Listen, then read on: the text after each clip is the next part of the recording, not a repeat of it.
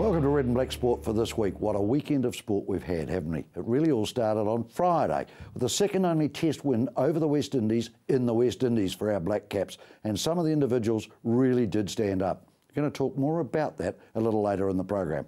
Well, the All Blacks, the second test was won over England with a scoreline I think that flattered the visitors. These are only my thoughts. You're welcome to join in any time.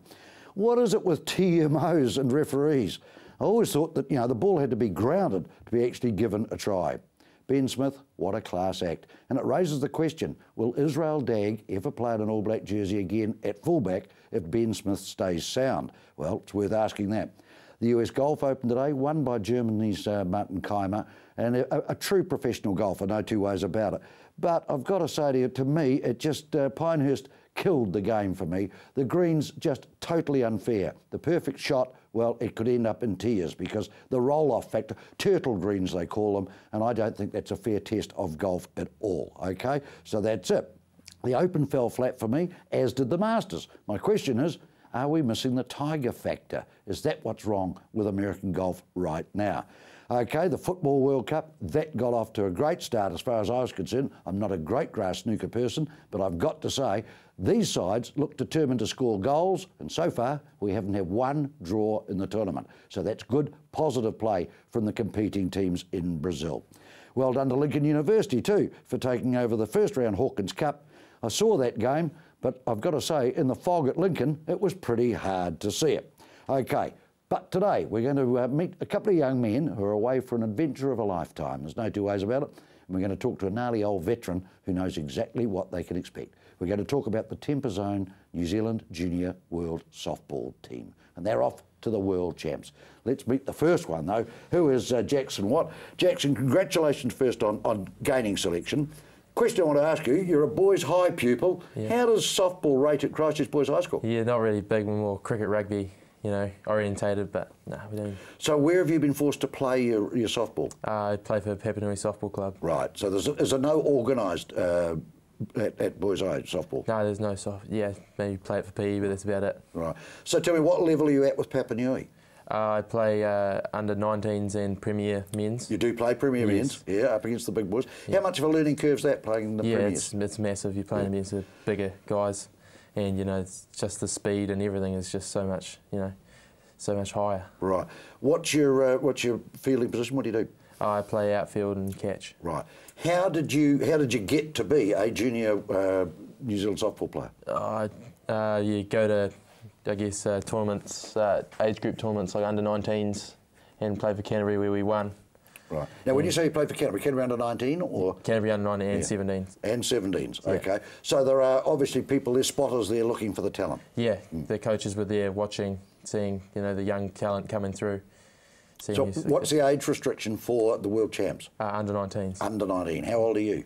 16. 16. Yeah. So how often do they come around, the World Champs? Every 2 years. Every 2 years. So do it right this time, my boy. Yeah. Could have another crack, eh? Yeah, good. Off to Canada. Yes. Big thrill. Yeah. Yeah, really looking forward to it. Let's meet the other guy, though, that knows all about it. I think it was way back in about 1997 he had a crack at it. And Gareth Cock, he's still involved very much in softball. He is the captain, I think, of the Red Sox, coach of the Red Sox. Captain of the Red Sox. Tell me about your experience. When you went over in 97, you were a young man? Yeah, it was. It was my first experience overseas. Canada's a very different place to tour to. They are very well knowledge, the crowd, and they don't like New Zealanders too much when it comes to softball, so they can get very aggressive. And in regards to softball, the crowds are quite big, so we had 3,000–4,000 people at a couple of our games when we were there, which was obviously massive compared to... Do they use that as a step up to baseball over there, though? Not so much Canada. No. Yeah, Canada are much like us in regards to they play fast pitch softball right from the junior grades through, whereas the United States boys normally evolve from a baseball background Little league and or go whatever. back. Yeah. What are facilities like? What were they like then? Yep, they're all very strong.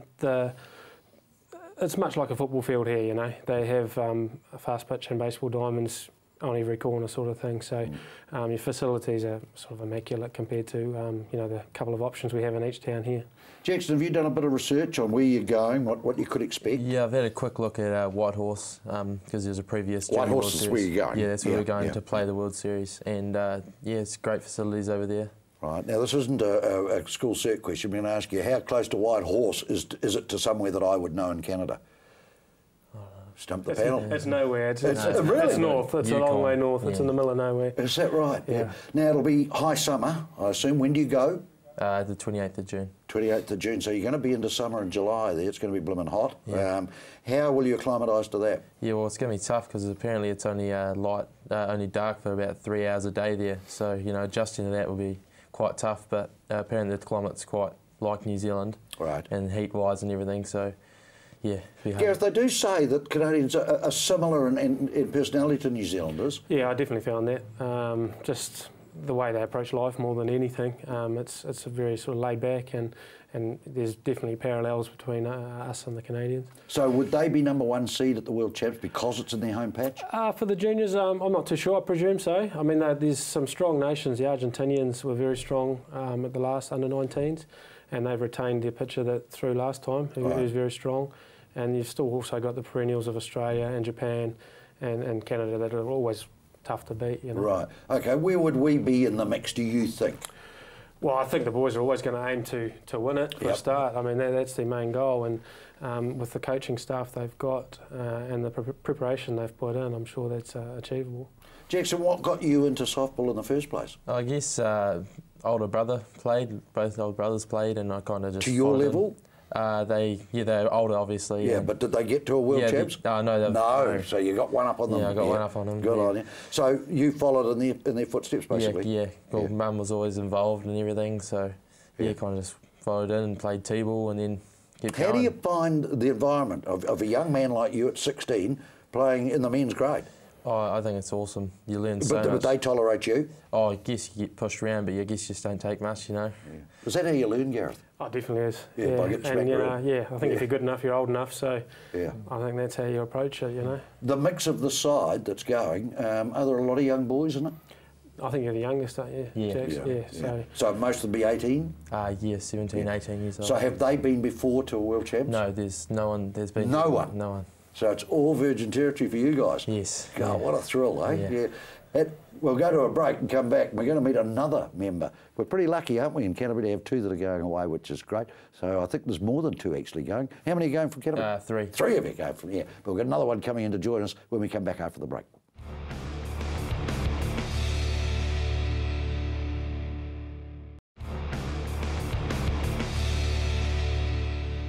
Pretty excited guests in the studio, I've got to tell you today, because a couple of these lads are away off to the Junior World Softball Championships being held in Whitehorse in Canada. I'm going to have to look that up when I go home too and find out where Whitehorse is. But I'm also joined by Gareth Cook, who we just want to reflect back for a second. Gareth, what a stellar season for Canterbury softball. Yeah, it has definitely been one for the record books. We've, our senior men's side won the National Provincial Championship, as well as the women, who haven't done so in a while. And then to top it off, the under-19 boys and girls both won the week prior to what we'd done. So it was would that ever have been done, one province? Definitely not for Christchurch and Canterbury. Yeah. And to be fair, I don't think it would have happened. Why the resurgence? Why the strength? I think it's just one of those years. I mean, from the men's point of view, we've been in the final the last 5 years. So it's sort of not very new for us. But the women played really, really well to win their tournament. They were up against a lot of White Sox players and scattered amongst the other teams. And both the boys and girls played really well to win their games. Are your numbers growing? They're definitely growing at a lower level, at the kids' level. And I think that's where they've had to start again and try and build up that way. Mm-hmm. Just like many sports, we've all gone through our struggles. Right. So it's about building up from that junior grades, I think. Right, let's meet the other young man that we've got in the studio, Nilpera Stockford, and congratulations to you, sir. Your background is what? Cheers, thanks. Where are you at school? I'm currently not at school anymore. I'm working full time. And what? Yeah. Playing softball? Nah, no. I wish. What are you doing, mate? At the moment, I'm working at CSN. It's a cold storage place. Right. You know, just driving forklifts, loading and unloading trucks. Yeah. What school were you at? I'm originally from Levin. Right. I went to Waipehu College in Levin. Right. And then came down here? Yeah, and then I came down here this year, and then... Why did you come here? I think just having a new change in life. Mum and Dad wanted to move it also, so... Oh, good. So, yeah. So they're down here? They're down here, yep. Did you, early in the season, set your mind that you could be a junior? Well, I don't think I set my goal to make Junior Black Sox this year. It actually started years ago, previous Who are your heroes? Growing up? There's got to be definitely had Mark Sorensen. I was going to say, if you didn't say Sorensen, I'd have cut you off. Yeah, it was Mark and Bevan Martin. Also, they're both 2 catchers, and then So you're a catcher in the side. I'm actually I'm a catcher, but I'm a utility-based player within the team. So, Multi-talented, they say. Yeah, exactly. How excited are you about what's ahead of you? Oh, I'm very excited. You know, it's one in a lifetime opportunity, and these things don't come around often. It can't be cheap though to do it. You know, the sport's not flush with money. I mean, how have you managed to get yourself there? Well, I've managed to do a lot of fundraising over the past couple of months, ever since the team was named in January. Right. So, can you just give me an idea of what sort of money you need? you need, they first estimated about 7K. Gee. But then through a lot of sponsorship deals, we had Tempest Zone air conditioning, which helped us out a lot. They gave the team 15 grand. Within Canterbury, we've had Pack and Save and food stuff help us out a lot also. So they've done the job. And how hard have you had to work and you build up for it? Very hard, it's not an easy thing to... Have you had a series of camps? Yeah, we've had about, I think it's 6 camps now, all based out of army camps and stuff, which are very intense for us, so yeah. And you've improved, obviously, with each camp? Yeah, everyone's improved within the team culture's there. Yeah, I was going to ask you, how's the culture? Oh yeah, the bond is good. So important, isn't it? Yeah. It really is, yeah. I don't think if you don't have a good team bond, you're not going to do very, very well. Who's your biggest threat, do you think? Which country? There's actually a couple big threats within the World Series. Home team won. Canada, they're always going to be strong, It's at home turf, so, you got to watch out. Japan, they're always strong. I think the last 9 World Series, they've been on the podium 7 times, winning it once, and came second 3 times and third 3 times as well. And then you got Argentina, who won it in 2012 against Japan, which was probably a shock to the... Gareth tells you they've still got the same picture, so, so he knows his way around. It's going to be a bit of a fright. Yeah. How old are you, Napura? I'm 17 years of age. 17, so you'll probably miss the cup for next time, will you? Yeah, I'll miss the cup. So it's Sydney or the bush, isn't it? Yeah. Eh? Yeah, exactly. Don't come home empty-handed. That's What about parental parents going? You got many going in the... Yeah, I hope so. Yeah, my parents, hopefully they can come. Great. I know my sister, she won't be coming, my older sister, because she's also going to the World Series. And I know. Yeah. That's later on in the year. Later on, yeah. Gareth, how important is, Napura's talked about the gelling of the team, the bonding of the team, and support around them. I mean, it's a big adventure, isn't it? Oh, it is, and it's a... Was it important to you back then? Yeah, it was, and the boys this time around with Thomas Markey and Jared Martin, they know how important it is, and I'm sure they've worked on that, especially. Have they had a better preparation than you had? Definitely, the 6 camp-wise, definitely. Yeah. I think it's very important. Because you captained that side too, didn't you? It's an added responsibility. Yeah. A long time ago that it was, yes. Yeah. But our times have changed, times have moved on a little bit, and I think the coaching staff and everyone recognises how important that off-field stuff is, and getting the little things right. And as Napura said, with the army camp stuff, that always sort of brings you together. Boot camp, was it? Yeah. We've got a management staff that are based in the army, and he was our manager in 09 as well, so he'll be running them well. Right. Napura, as I say, you get one crack at this thing, you want it badly enough. Yeah. How much of a buzz it to represent New Zealand? It's very exciting and emotional as well, First, I say, 2012, I also went away with the development team, New Zealand Raw Sox, and, just the excitement of getting awarded that jersey, it's a big thrill to me. Yeah. And there's big pressure not to let the jersey down, isn't there? Exactly. Yeah. You've had a lot of greats before us wearing those jerseys, and, I guess I'm privileged enough to choose. What do your mates think of you, mate? Done pretty good? Yeah, they love it, Which club are you playing out of? I'm playing out of Horsell. You're out of Horsell? Yeah, so the Horsell boys think you're pretty terrific? Yeah, well... Good on you, mate. It's a huge thrill for you. Will we see any of this or not? Oh, I hope so. Live streaming is available through the internet and stuff.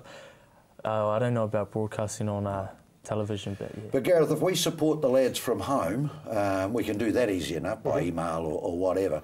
That's a big help, isn't it? I suppose it was telegrams in your day, was it? Yeah. We used to put the faxes up on the wall. Faxes, yeah. That's what we resorted to. Yeah. We were lucky enough, we had a lot of parents and family that are around with us. But it is always heartwarming when you're away to receive any sort of correspondence, really, of support to. Because it all gets read, I can assure you that. It all gets read and it all gets put up. Well, they go away with our full support. We want them to come back. I mean, the big boys can do it. We want the juniors to be able to do it as well. When we come back, we're going to talk to a proud dad, funnily enough. Tom Latham's father, Rod, will be in the studio with me.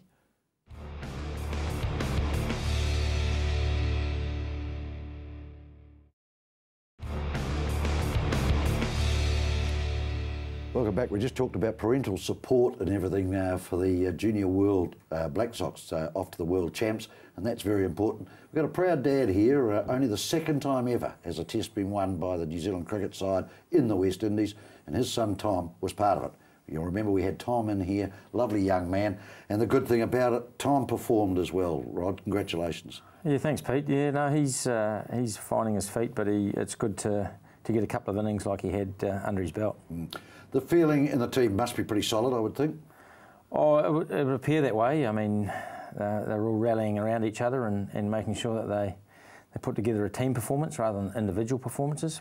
You know, I guess cricket is a bunch of individual performances put together to create the one performance. But yeah, I thought the last Test match they all contributed. Well, the number of the people that stood up was the thing that amazed me. It wasn't just a one-man band. I mean, it wasn't a Peter Fulton getting 200 and setting it up. Yep. There's pressure on Tom. He wants that opening position, obviously. Two very good knocks certainly won't do him any chances any harm. No, that's right. I mean, it is. I guess that's the beauty of it right now, is that there is competition for places right across the board, you know, and right from 1 to 11, or even further for that matter. Correct. And you know, to have a guy like Corey standing out. Yeah, well, that's going to be interesting, isn't it? Jimmy Neeshon's really bolted down a place at the moment with the wonder boy, Corey Anderson, through an injury, gave Jimmy the chance. It's all about taking chances, isn't it? You knew that. Oh, absolutely. I mean, and that's the beauty of it, is that we've got a little bit more depth than we probably had in the past. And so a guy like Jimmy can step in and perform at that level, and he's done fantastically well in his 2 Test matches so far. And so, you know...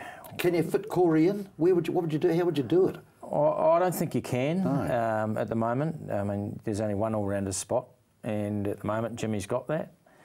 I guess it's horses for courses, so depending on the conditions, then that might change. But, you know, I'm not over there, or I'm not one of the selectors, but... I don't think there's room for 2 all-rounders. Tell me, a mate of yours has got the job as the batting coach now, Craig McMillan, probably best known on the golf course to you now rather than cricket.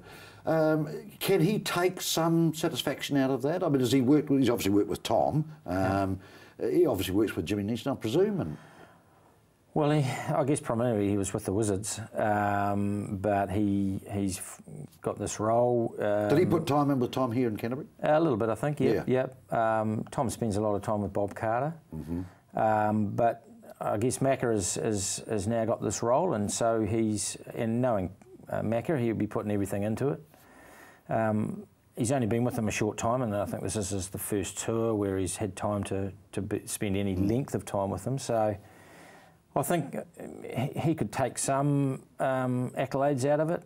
Just how much work he's been able to do with them in the small period of time he's been with them, I'm not 100% sure. Is it probably a hard question for you, but is it probably time now that the selectors just say, hey, listen, I think we need to find an opening partnership that's a little bit younger than Peter Fulton. We have to put Hamish Rutherford in and just take your chances.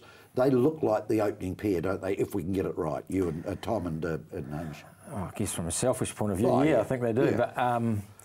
But look, I feel sorry for Pete, because he's a fantastic bloke, as you know, and he'll be trying as hard as everyone else. And batsmen have form slumps, and he's not a bad player all of a sudden. Right. And I've said this before, that you don't become a bad player overnight. Right.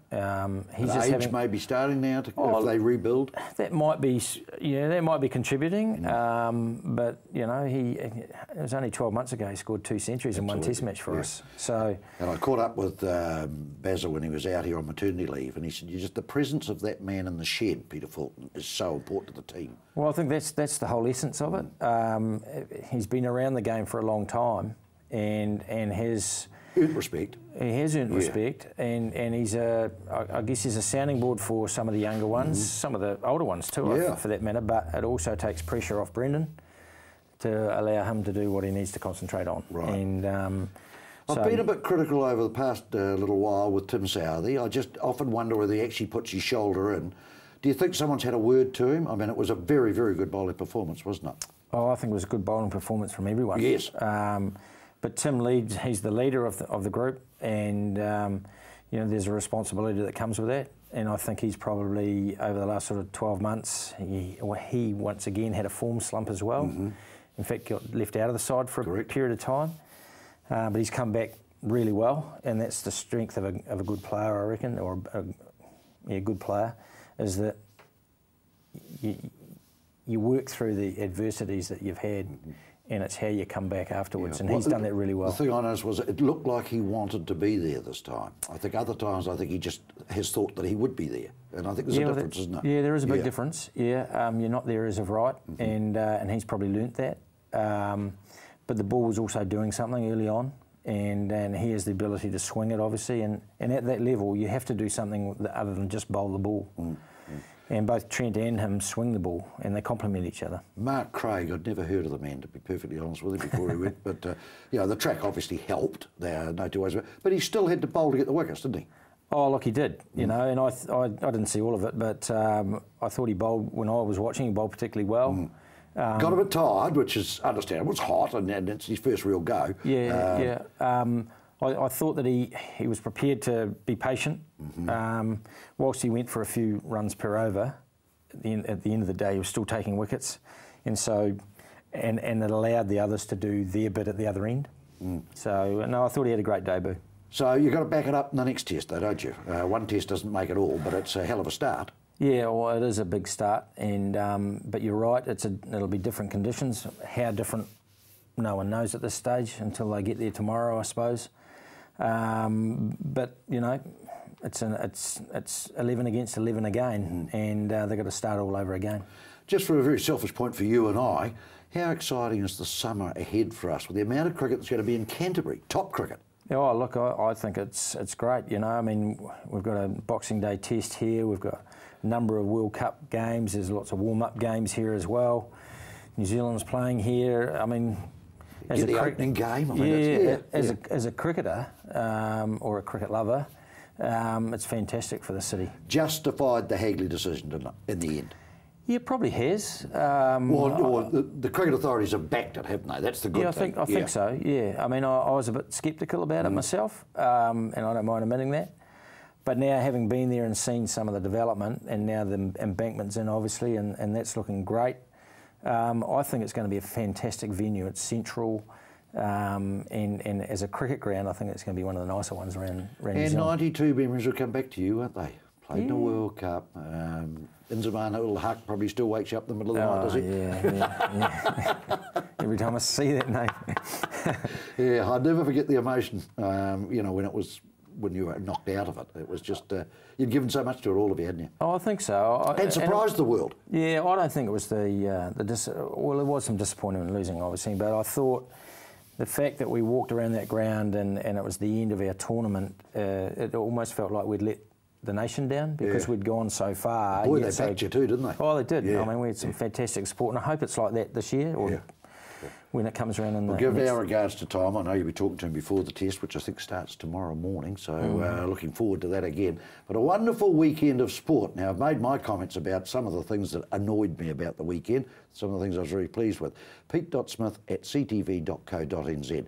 We'll catch the feedback and we'll give it to you next when we come back on Red and Black Sport. Thanks to all the guests. Been great to have your company.